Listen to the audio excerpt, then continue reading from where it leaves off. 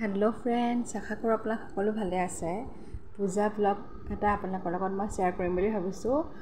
ষষ্ঠীৰ দিনাখন ওলাই গৈছিলোঁ, যিহেতু গোটেইকেইদিন ভিৰ হয়, সেইকাৰণে আমি এনেকৈ দূৰৰ পৰাই আচলতে আপোনালোকক দেখুৱাবলৈ চেষ্টা কৰিছোঁ। আৰু পূজা মানে ভিৰ ভাৰ, ইফালে সৰু ল'ৰা ছোৱালীৰ খেলনা বস্তু, সৰু ল'ৰা ছোৱালীয়ে যি দেখে আচলতে তাকেই বিচাৰে। আপোনালোকে সকলোৱে জানে আৰু ময়ো এতিয়া অনুভৱ কৰিছোঁ। এয়া দেখিছেই নহয়, যিহেতু ষষ্ঠী বেলবোধন, এয়া গোঁসানীৰ মুখখন ঢাকি থৈ দিছে। আপোনালোকক দূৰৰ পৰা দেখুৱাবলৈ চেষ্টা কৰিছোঁ। আৰু এতিয়া আপোনালোকে দেখিছেই কিমান মানুহৰ ভিৰ, তথাপিও মানুহ আছে দেই ষষ্ঠী বুলি ক'বলৈ গ'লেও। আৰু আপোনালোকৰ মনত আছেনে বাৰু, এই চানপাপৰি যিটো এয়া গুলপীয়া ৰঙৰ, সৰু থাকোঁতে যে ইমান আচলতে খাই ভাল লাগিছিলে। এতিয়া পিছে চাওঁহে, এতিয়া খোৱা হোৱা নাই। আৰু পূজা বুলি ক'লে আচলতে জেলেপি মাষ্ট বুলি ক'বই পাৰি। আৰম্ভণিৰ পৰা শেষলৈকে জেলেপি খোৱাই হয়, বিশেষকৈ মহালয়াৰ পৰা আৰম্ভ কৰি, নহয়নে বাৰু? এতিয়া দেখিছেনে, ম'ম' খাবলৈ আহি গ'লোঁ। ইমান সুন্দৰকৈ আচলতে ম'ম' বনাইছে, মোৰ দেখিয়ে ভাল লাগিছে। আৰু ম'ম'ৰ চাইজকেইটা বহুত ডাঙৰ, আৰু ম'ম'ৰ লগত চাটনি খাই যে বিৰাটেই ভাল লাগে। সেয়েহে এতিয়া ম'ম'ও এনেকৈ লৈ লোৱা হৈছে। ইমানে আচলতে খাই ভাল লাগিলে, এয়া মই খাবলৈও লৈ লৈছোঁ, বহুত সোৱাদময় আছিলে। আৰু বিশেষকৈ ম'ম' খাওঁতে ইজনে সিজনক চাইছে, তথাপিও আৰু মই ভিডিঅ' কৰাত এৰা নাই। এতিয়া গৈছোঁ বিশেষকৈ সপ্তমী দিনাখনো তেনেকৈ ওলাই অহা হৈছে। যেইবাৰ ওলাই আহিছোঁ সেইবাৰে আচলতে বস্তু কিনা হৈছে, জানানে? সৰু ল'ৰা ছোৱালীৰ বস্তু, বেলুন, যেনেকৈ আমি সৰু থাকোঁতে যেনেকৈ হাফ বেলুন আছিলে, লগতে এয়া পানী বেলুনৰ পৰা ইত্যাদি, লগতে পুতলা ডৰিয়মনৰ পৰা আদি কৰি আজিকালি বাৰু অকণমান বেলেগ ওলোৱা হৈছে। এয়া দেখিছে নহয়, এই বেলতলাৰ ইফালে লক্ষী মন্দিৰৰ এয়া দৃশ্য।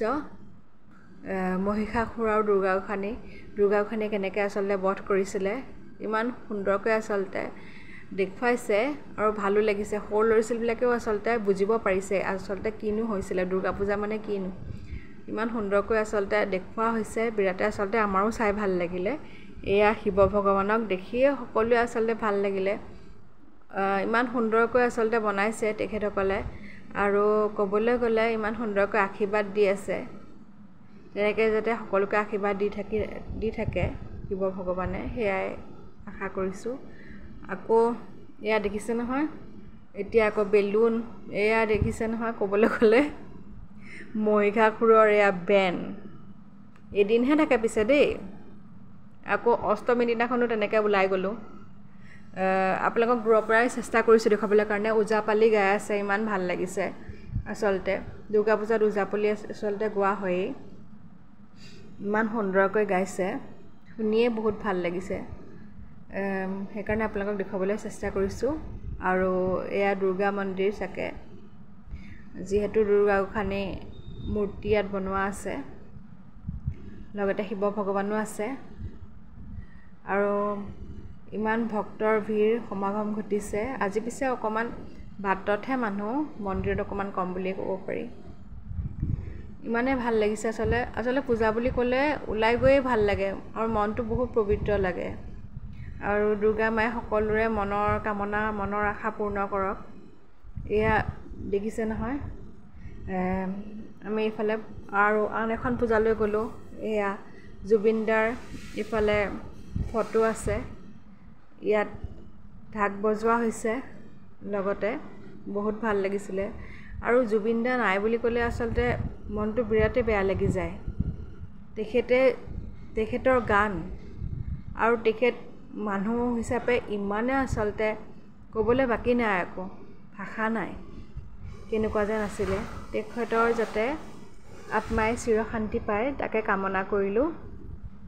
আৰু এতিয়া বিশেষকৈ চেণ্ট্ৰেল মললৈ গ'লোঁ, বহি আছোঁ, ল'ৰাই কিহবাত উঠে।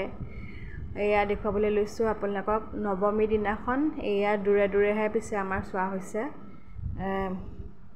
দুৰ্গা গোঁসানী, বেলেগ জেগাৰ ধৰক। আৰু এতিয়া আৰু দুই এভাগ এনেকৈ চোৱা হৈছে আৰু দূৰে দূৰে। এতিয়া ঘৰলৈ বুলি ৰাওনা হ'লোঁ। দশমী বুলি এনেই পাক এটাহে মাৰিলোঁ আৰু। দশমী বুলি ওলাই গ'লোঁ আৰু বিশেষকৈ দশমী যাত্ৰা কৰিলে বিৰাটেই ভাল, সেইকাৰণে অকণমান ওলাই গ'লোঁ। আৰু ক'বলৈ গ'লে সুদা হাতেতো আহিব নাপায়, খালী হাতেতো আহিব নাপায়, সেয়েহে ৰাওনা হওঁতে ঘৰলৈ জেলেপী লৈয়ে আনিলোঁ।